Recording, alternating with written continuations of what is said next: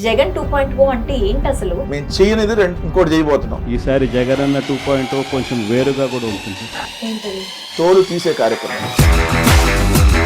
ఎవడైతే red book అనేటటువంటి ఒక పిచ్చి కుక్కను పట్టుకోండి, పిచ్చి కుక్కను చూసి ఎవడైనా భయపడతాడు కదా.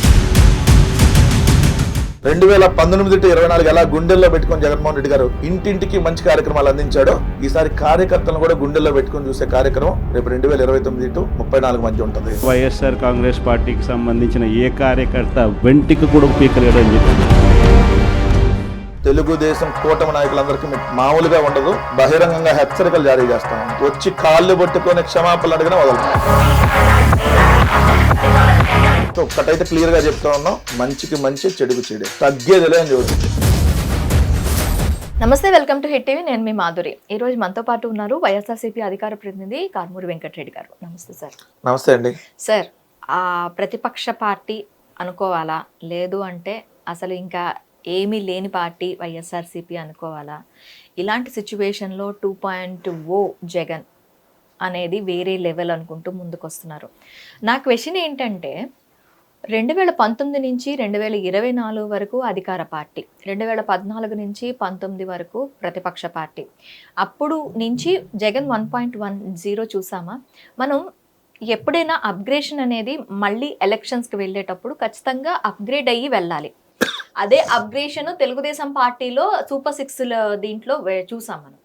ఇప్పుడు జగన్ 2.0 అనుకుంటూ వస్తున్నారు. ఇందులో జగన్ 2.0 అంటే ఏంటి అసలు? ఈ అప్గ్రేషన్ 24 ఎలక్షన్స్ లో ఎందుకు చూపించలేదు? ఇక్కడ ఒకటి ఏంటంటే, జగన్మోహన్ రెడ్డి గారి రాజకీయ జీవితం మొదటి నుంచి చూసినప్పుడు, అంటే దాని నుంచి మనం చెప్పాల్సిన అవసరం కూడా ఉంటుంది తెలియనటువంటి వాళ్ళకి. ఎందుకంటే ఇప్పుడు అందరు కొంత మెమరీ అంటే అన్ని గుర్తుండగా సహజంగా అందరూ మర్చిపోతూ ఉంటాం మనం. అసలు జగన్మోహన్ రెడ్డి గారి పొలిటికల్ కెరియర్ స్టార్టింగ్ ఒకసారి మీరు చూడండి. ఫస్ట్ ఆయన 2004 ఆ టైంలో కూడా ఎన్నికల ప్రచారం కడప నియోజకవర్గాల్లో చేశాడు కాంగ్రెస్ పార్టీ తరఫున. అప్పుడు రాజశేఖర రెడ్డి గారు ఇంకా ముఖ్యమంత్రి కూడా కాల. 2004లో రాజశేఖర రెడ్డి గారు ముఖ్యమంత్రి అయ్యారు. ముఖ్యమంత్రి అయిన తర్వాత 2009 దాకా ఆయన ముఖ్యమంత్రి. 2009లో మళ్ళీ రెండోసారి ముఖ్యమంత్రి అయ్యే సమయంలో జగన్మోహన్ రెడ్డి గారు ఆ ఎన్నికల్లో పోటీ చేయటం, కడప నుంచి ఎంపీగా గెలవటం, గెలిచి పార్లమెంట్కి వెళ్ళటం. సో దాని తర్వాత రాజశేఖర రెడ్డి గారు ఒక 3 నెలల తర్వాత ఏదైతే సెప్టెంబర్ 2వ తారీఖున విమాన ప్రమాదంలో, హెలికాప్టర్ ప్రమాదంలో చనిపోయిన తర్వాత జగన్మోహన్ రెడ్డి గారిని ఏదైతే కాంగ్రెస్ పార్టీలో అప్పుడు ఉన్నటువంటి ఇక్కడ 157 మంది ఎంతమంది శాసనసభ్యులు ఉంటే దాదాపు 151 మంది జగన్మోహన్ రెడ్డి గారిని ముఖ్యమంత్రి కావాలని సంతకాలు పెట్టడం. కానీ జగన్మోహన్ రెడ్డి గారు వద్దని తిరస్కరించారు. జగన్మోహన్ రెడ్డి గారికి ఆ సంతకాల సేకరణ సంగతే తెలియదు. కానీ జగన్మోహన్ రెడ్డి గారి దృష్టికి వచ్చినాక, మీరు ఏం చేస్తున్నారు అసలు, నేను సీఎం పదవి ఏంటి ఇప్పుడు? సో మన పార్టీ ఒకటి ఉంది, మనకు పార్టీ హైకమాండ్ ఉంటుంది, మీరు అట్లాంటివన్నీ డెసిషన్లు తీసుకొని ఇబ్బంది పెట్టద్దు, పార్టీ నిర్ణయానికి మనం కట్టుబడి ఉండాలి అంటే, అక్కడ నేను ఎందుకు ఆ మాట అంటున్నాను, ఇది చెప్పాల్సిన అవసరం ఎందుకు వచ్చిందంటే, పార్టీ నిర్ణయానికి మనం కట్టుబడి ఉండాలి. జగన్మోహన్ రెడ్డి గారు వాడు ఆ రోజు పార్టీ నిర్ణయానికి మనం కట్టుబడి ఉండాలి, మీరు సొంతంగా డెసిషన్ తీసుకోవద్దు, మనకు ఒక హైకమాండ్ ఉంది అంటే, ఆయన ఒక పార్టీలో ఉన్నప్పుడు ఆ నిర్ణయాన్ని మనం గౌరవించాలి అనే దాని మీద ఎంత స్టిక్ అని అన్నాడో చూడండి. అలానే రాజశేఖర్ రెడ్డి గారు చనిపోయినటువంటి ఆ ప్రదేశం దగ్గరికి వెళ్ళి, నల్లకాలువ దగ్గరికి వెళ్ళి, ఎవరైతే ఆ తండ్రి చనిపోయాడు అన్నటువంటి బాధతో ఆత్మహత్య చేసుకున్న వాళ్ళు కావచ్చు, గుండెకి చనిపోయినటువంటి వాళ్ళు కావచ్చు, ఏదైతే బలవన్మరణాలకు పాల్పడినటువంటి వాళ్ళు, వీళ్ళందరినీ వచ్చి నేను పరామర్శిస్తాను, ప్రతి ఇంటికి వచ్చి పరామర్శించి వాళ్ళకి ఎంతో కొంత ఆర్థిక సాయం కూడా అందించి, ఎందుకంటే నాకు ఇంత పెద్ద కుటుంబాన్ని ఇచ్చారు కాబట్టి ఆ కుటుంబంలో సభ్యుడిగా నేను కూడా వెళ్ళాలి అని ఆయన తండ్రి సమాజ సాక్షిగా ఇచ్చినటువంటి మాట. దానికి ఆయన ఓదార్పు యాత్ర. ఆ ఓదార్పు యాత్ర మొదట 2 జిల్లాల్లో, ఫస్ట్ పశ్చిమ గోదావరి అండ్ ఖమ్మం జిల్లా. ఆయన హైదరాబాద్ నుంచి గన్నవరం ఎయిర్పోర్ట్లో దిగి గన్నవరం నుంచి ఏలూరు దాకా ఆయన అన్ని vehicles traffic jam, Gannavaram airport Eluru దాకా ఫస్ట్ 3 రోజులు అనుకున్నారు. వెస్ట్ గోదావరి అండ్ ఖమ్మం జిల్లా 3 రోజులు అనుకుంటే, అది 4 రోజులకు ఎక్స్టెండ్ అయ్యి దారి పొడుగున్న అసలు తెల్లవారుజాము 3ంటికి 2ంటికి కూడా జనాలు, అర్ధరాత్రి 1 గంట దాకా వెయిటింగ్, 1 గంట 2ంటికి కూడా వెయిటింగ్ ఉన్న జనాలు. ఆ జనాదరణ చూసినాక కాంగ్రెస్ పార్టీ, జగన్మోహన్ రెడ్డి అనే వ్యక్తికి ఇంత జనాదరణ ఎందుకు ఉంది, సో దాన్ని ఏదో ఒక విధంగా మనం ఆపాలి అని ఓదార్పు యాత్రకు పర్మిషన్ ఆపారు. అది ఓదార్పు యాత్ర చేసిందే తనకు సీఎం పదవి ఇవ్వనందుకు అని చెప్పి కూడా మాట్లాడారు. కాంగ్రెస్ పార్టీలోనే ఉన్నారు, సీఎం పదవి కాదు. జగన్మోహన్ రెడ్డి గారు అప్పుడు GHMC ఎన్నికల ప్రచారం కూడా చేశారు కాంగ్రెస్ పార్టీకి. సో సీఎం పదవి గురించి కాదు, సీఎం పదవి వాళ్ళు ఎవడో ఇస్తే మనకేసే పదవి అండి, ప్రజలు ఇస్తే తీసుకునే పదవి. సో మేము కాంగ్రెస్ పార్టీ అధిష్టానం సీఎం పదవి ఏ రోజు అడగల, కేంద్ర మంత్రి పదవి కూడా అడగల. వాళ్ళు ఇంకా కేంద్ర మంత్రి పదవి ఏదో ఇస్తానని జగన్ గారికి హామీ ఇచ్చారంట, కానీ జగన్మోహన్ రెడ్డి గారు నాకు ఎందుకు ఇవ్వలేదని కూడా అడగల. అది కూడా మన ఈ మధ్య రఘువీరారెడ్డి గారు ఒక ఛానల్ ఇంటర్వ్యూలో చెప్తున్నారు, ఇస్తానని కేంద్ర మంత్రి పదవి అన్నారు, వాళ్ళు కూడా డిలే చేశారు, ఇవ్వలేదు అని. సో మేము ఏ రోజు పదవుల గురించి ఆశపడలా. సో ఇవన్నీ ఎందుకు చెప్పాల్సి వస్తుంది అంటే 2.0కి ఇవన్నీ లింక్ అయి ఉన్నాయి కాబట్టి చెప్పాల్సి వస్తుంది. సో లేదంటే ఇంత లెంతీగా చెప్పే అవసరం ఉండదు. బట్ ఎందుకు ఇవన్నీ మనం డిస్కస్ చేయాలంటే ఎన్ని వచ్చినాక ఈ జగన్మోహన్ రెడ్డి గారు మళ్ళీ సోనియా గాంధీ గారి దగ్గరికి వెళ్ళి, అమ్మ లేదు ఇట్లా నేను మాట ఇచ్చాను, నాకు తండ్రి సమాధి సాక్షిగా, తండ్రి చనిపోయినటువంటి ప్రదేశం సాక్షిగా నేను ఇచ్చినటువంటి మాట వైపు నిలబడాలి ఖచ్చితంగా. సో నేను వస్తానని మాట ఇచ్చినప్పుడు దానికోసం ఉండాలని చెప్పి ఎంతో రిక్వెస్ట్ చేసినా వాళ్ళు కనికరించాల. అప్పుడు ఆయన వైపు రెండు దారులు ఉన్నాయి. ఒకటి తండ్రి చనిపోయినటువంటి నల్లకాలవ సాక్షిగా ఇచ్చిన మాట, రెండు కాంగ్రెస్ పార్టీలో ఉండటం. కాంగ్రెస్ పార్టీలో ఉంటే అక్కడ ఇచ్చిన మాట తప్పాలి, ఇక్కడ ఉంటే పదవులు వస్తాయి. కాంగ్రెస్ పార్టీలో ఉంటే ఇవాళ కాదు రేపు ఎల్లుండో సీఎం అవుతాడు, కానీ ఇచ్చిన మాట కోల్పోవాలి, దీనికి ఇబ్బందులు పెడతారు, జైలుకు పంపిస్తారు. 100% వచ్చేది. బట్ విలువలు పోతాయి, వ్యక్తిత్వం పోయిద్ది, ఇచ్చిన మాటను చంపుకొని బతకాలి. ఒక్కటి వెంకటరెడ్డి గారు, ఇక్కడ మనకి అప్పుడే తెలంగాణ వేర్పాటు 2012 తెలంగాణ వేర్పాటు 2009 ఈ సిచ్యువేషన్ ఎలా వస్తుంది సీఎం పదవి అనుకుంటున్నారు మీరు? జగన్ గారు బయటికి వెళ్ళినాకే కదా దాన్ని పెద్ద ఉధృతంగా వాళ్ళు తెలంగాణ ఇవ్వాలని డిసైడ్ అయ్యింది. జగన్ గారు కాంగ్రెస్ లోనే ఉండుంటే తెలంగాణ ఇవ్వాలని వాళ్ళు ఎందుకు డిసైడ్ అయ్యేవాళ్ళు? సో జగన్ గారు అక్కడ బయటికి వెళ్ళిపోయాడు, సో సపరేట్ పార్టీ పెట్టుకున్నాడు. మనం దీన్ని 2 ముక్కలుగా విభజించి ఒక ప్రాంతంలోనే లబ్ధి పొందాలి, ఆంధ్ర ఎటు పోయినా తెలంగాణలోనే లబ్ధి పొందాలి, కాంగ్రెస్ ఇచ్చిన తెలంగాణగా మనం గెలవాలి, గెలుస్తామనే ఆలోచన కదా. అప్పుడు కేసీఆర్ గారు కూడా సోనియా గాంధీ గారికి వెళ్ళి మీ తెలంగాణ ఇచ్చేస్తే సంపూర్ణ మద్దతు తెలిపేస్తాం, ఇవన్నీ కూడా జరిగినటువంటి అంశాలే కదా. సో ఇవన్నీ ఎందుకన్నా అంటే ఇచ్చిన మాట ఏదైతే రాజశేఖర రెడ్డి గారు చనిపోయిన ప్రదేశం సాక్షిగా ఇచ్చిన మాటకు నిలబడాలా, కాంగ్రెస్ పార్టీతో ఆ మాట తప్పి ఆ పార్టీతో ఉండాలా. ఈ రెండు వచ్చినప్పుడు జగన్మోహన్ రెడ్డి గారు ఎంచుకున్న దారేంటి? ఇచ్చిన మాట కోసం పోవాలి. ఇచ్చిన మాట కోసం పోతే కష్టాలు వస్తాయి, ఖచ్చితంగా నష్టాలు ఉంటాయి, ఆర్థికంగా నష్టపోతారు, వ్యక్తిగతంగా నష్టపోతారు, జైలుకు పంపిస్తారు. ఇవన్నీ ప్రిపేర్ అయ్యాడు ఆల్రెడీ. ప్రిపేర్ అయ్యి ఆయన రాజీనామా లేఖ రాసి, నేను నా తల్లి కాంగ్రెస్ పార్టీకి రాజీనామా చేసి బయటకు వస్తున్నాను, నాతో పాటు ఎవరూ రావద్దు, నాతో వస్తే కష్టాలు ఉంటాయి నష్టాలు ఉంటాయి, లెటర్ ఒకసారి చూడండి అని చెప్పి రాజీనామా లేఖ రాసి బయటకు వచ్చాడు. వచ్చినాక 16 నెలలు జైలుకి వెళ్ళారు, జైలుకు పంపించారు అక్రమ కేసులు పెట్టి. ఓ ముఖ్యమంత్రి కొడుకుని అదే పార్టీలో వాళ్ళు 2 సార్లు కేంద్రంలో ప్రధానమంత్రి అవటానికి కీలక పాత్ర పోషించిన రాజశేఖర రెడ్డి గారి బిడ్డని జైలుకు పంపారు. ఇంకొకడైతే జైలుకి 16 నెలలు వెళ్ళిన తర్వాత ఎవడైనా బయటకు వచ్చి మళ్ళీ కాలర్ ఎగరేసి మీరు 3 వస్తారా 4 వస్తారా రండి, ఎన్ని పార్టీలు కలిసి వస్తే రండి, నేను ఒక్కనే వస్తాను పోరాటం చేసే మగాడు ఎవడన్నా ఈ భారతదేశంలో ఉంటాడండి? ఇది అన్ని ఆస్తులు సీజ్ చేసి 16 నెలలు ఒక వ్యక్తిని జైల్లో పెట్టి, అప్పుడు దాకా జైలు అంటే ఏంటో తెలియదు, గోల్డెన్ స్పూన్తో పెరిగినటువంటి వ్యక్తికి అప్పుడు సడన్గా 16 నెలలు జైల్లో పెడితే ఆయన అప్పటికీ ఇచ్చిన మాటను ఎక్కడన్నా వదిలేడా? 16 నెలలు జైల్లో ఉన్నా అదే పట్టుదల, అదే విలువలు, అదే విశ్వసనీయత, అదే నిలబడ్డాడు కదా. అదే నిలబడి 2014 ఎన్నికల్లో కూడా దాని మీద నిలబడ్డాడు కదా. ఏమన్నాడు 2014 ఎన్నికల్లో? రైతు రుణమాఫీ అని చంద్రబాబు నాయుడు గారు అంటే జగన్ ఏమన్నాడు? నేను చేయలేని ఇది అన్నాడు. కంపారిజన్ చూడండి, ఈ 2.0కి ఇవన్నీ లింక్ అయి ఉన్నాయి. సో మీకు పూర్తిగా ఏంటి అర్థమవుతుంది. ఈయన చేస్తానన్నాడు, జగన్మోహన్ రెడ్డి గారు చేయలేమండి అన్నాడు. ఎందుకంటే మన బడ్జెట్ సరిపోదు, రాష్ట్రం విడిపోయింది, అసలు ఆర్థికంగా చాలా ఇబ్బందుల్లో ఉన్నాం, చేయలేమన్నాడు. జగన్మోహన్ రెడ్డి గారు ఓడిపోయాడుగా. జగన్మోహన్ రెడ్డి గారు అదే విలువలకు కట్టుబడి ఉన్నాడు, ఓడిపోయాడు కదా.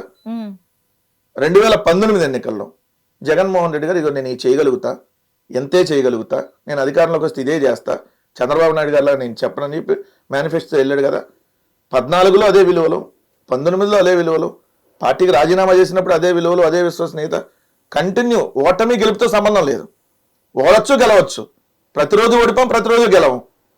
ప్రతి ఆట మీరు గెలవలేరు, ప్రతి ఆట ఓడిపోరు కదా. సో ప్రతి సిరీస్ ఓడిపోరు, ప్రతి సిరీస్ గెలవరు కదా, లైక్ క్రికెట్ మ్యాచ్ లాగా. సో అందుకని జగన్మోహన్ రెడ్డి అదే మాట అదే కట్టుబడి ఉన్నాడు. 2014 ఓడిపోయాం, 19 గెలిచాం. గెలిచినాక అదేమన్నా తప్పాడా?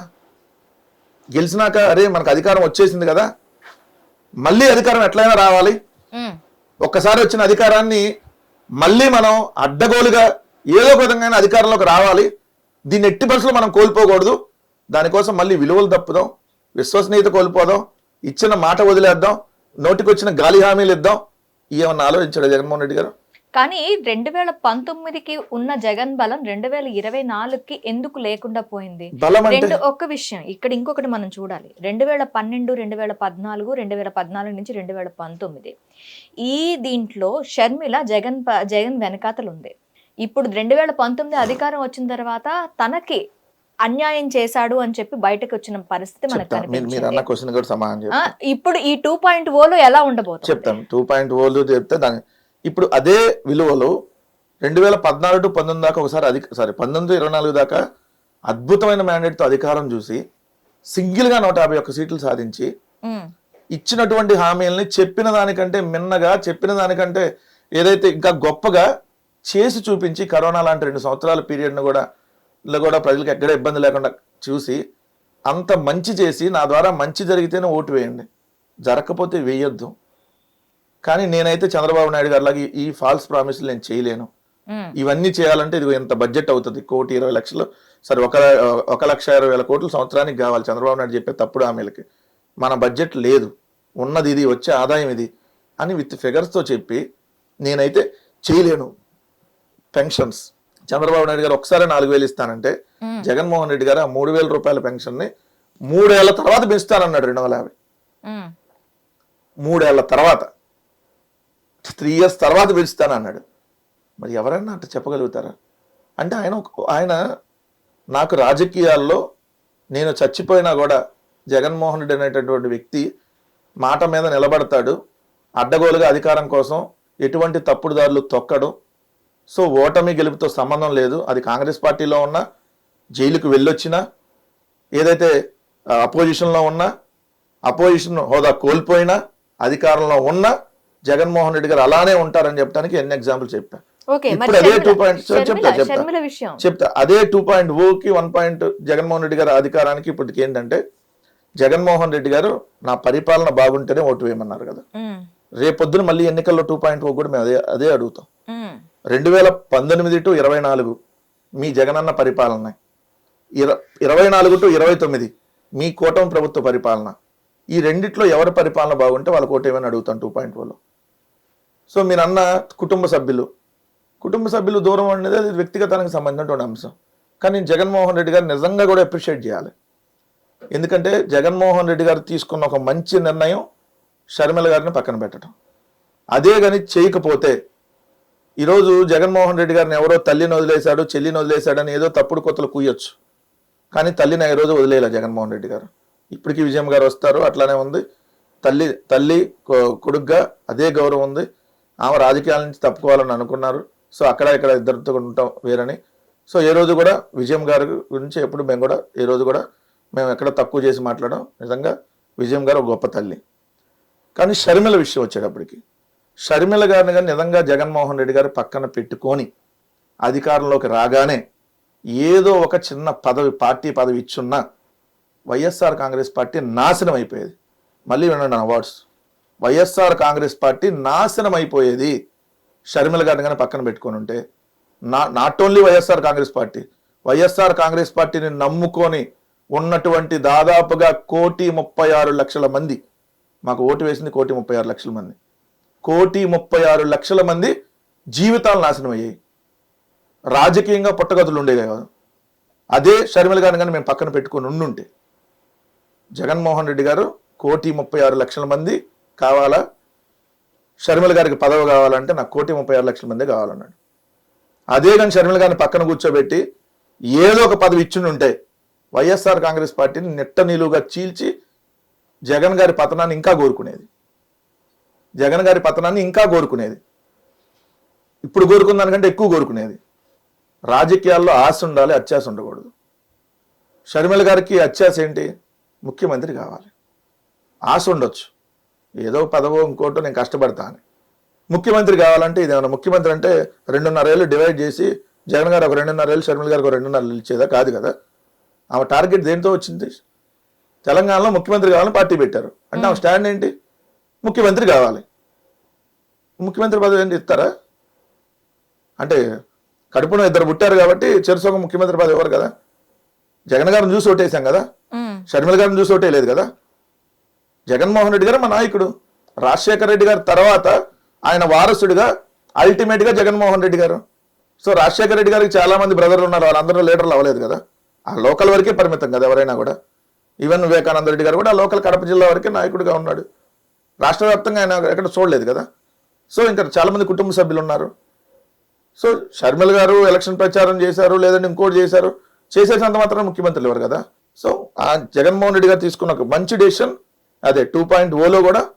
సో 1.0 అంటే 2019-24 మా పరిపాలన ఎలా ఉందో, సంక్షేమం ఎలా ఇచ్చాము, గడప గడపకి రేషన్ ఎలా ఇచ్చాము, గడప గడపకి పెన్షన్లు ఎలా ఇచ్చాము, వాలంటీర్లు ఎలా ఉన్నారు, సచివాలయ వ్యవస్థ, రైతు భరోసా కేంద్రం, ఇవన్నీ ఇంకా దాని సేవలు అప్గ్రేడ్ చేస్తూ, అలానే పోర్టులు 4 పోర్టులు, 10 ఫిషింగ్ హార్బర్లు, 6 ఫిష్ ల్యాండ్ సెంటర్లు, 17 మెడికల్ కాలేజీలు, ఈ నిర్మాణాలను ఇంకా వేగవంతం చేస్తూ, ఇంకా ఏ విధంగా అభివృద్ధి చేయాలి, ఇంకా ఏ విధంగా సంక్షేమం అందించాలి, ఇంకా ఏ విధంగా ఆంధ్రప్రదేశ్ని ముందుకు తీసుకెళ్ళాలి, దీంతో 2.0లో వెళ్తాం. ఇంకొకటి మేము చేయనిది ఇంకోటి చేయబోతున్నాం. ఏంటది? తోలు తీసే కార్యక్రమం. న్యాయపరంగా తోలు తీసి న్యాయపరంగా కూర్చోబెట్టే కార్యక్రమం కూడా 2.0లో చేస్తాం. ఎవడైతే రెడ్ బుక్ అనేటటువంటి ఒక పిచ్చి కుక్కను పట్టుకొని, నేను లోకేష్ని అంటల్లా, రెడ్ బుక్ని అంటున్నా, మార్క్ మై వర్డ్స్, నేను లోకేష్ని పిచ్చి కుక్క అని నేను అంటల్లా, అనను కూడా. లోకేష్ పట్టుకున్న రెడ్ బుక్ అనేది పిచ్చి కుక్క. ఆ రెడ్ బుక్ అనేది పిచ్చి కుక్క, అది ఎవరైనా గరుస్తుంది. పిచ్చి కుక్కను చూసి ఎవడైనా భయపడతాడు కదా. అది రేపొద్దున్న తెలుగుదేశంలో వాళ్ళ కుటుంబ సభ్యులు కూడా భయపడతారు.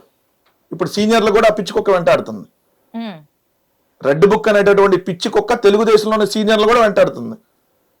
సో ఆ పిచ్చి కుక్క పట్టుకొని పిచ్చి కుక్కలో రాసుకున్న రెడ్ బుక్ 1, 2, 3 అన్ని రాసుకున్న అందరు అంతు చూస్తా అంటున్నారు కదా.